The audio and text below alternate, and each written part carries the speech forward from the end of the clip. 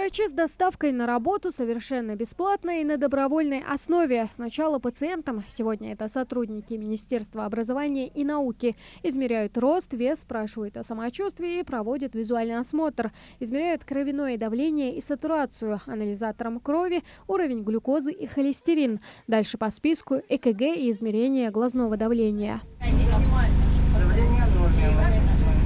В норме? Результаты обследования можно получить сразу на месте. Если врач выявит какие-то отклонения или патологию, пациента отправляют на дообследование в больницу. Диспансеризация, потому что это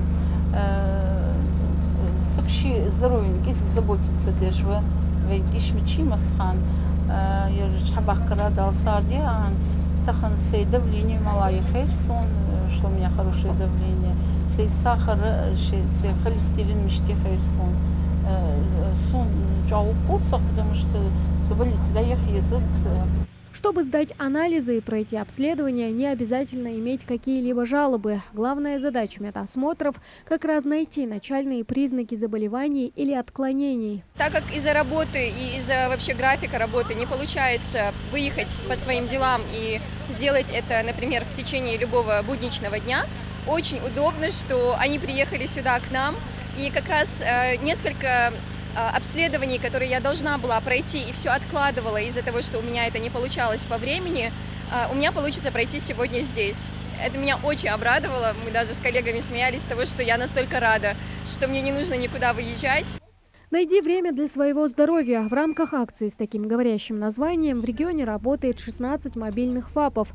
В распоряжении пациентов 2 кабинета. В одном прием ведет терапевт, в другом гинеколог. Во многих организациях республики работают еще другие команды, не только мы, то есть вся работа идет активно. Чаще всего это высокое артериальное давление, сердечно-сосудистая патология.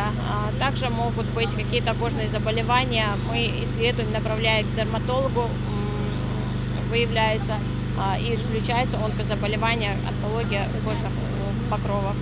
Диспансеризация – обязательная процедура для всех, кому не безразлично собственное здоровье. В возрасте от 18 до 39 лет она положена раз в 3 года, а уже после 40 врачи рекомендуют проходить ее ежегодно. Тамара Хашагульгова, Султан Магушков, Новости 24.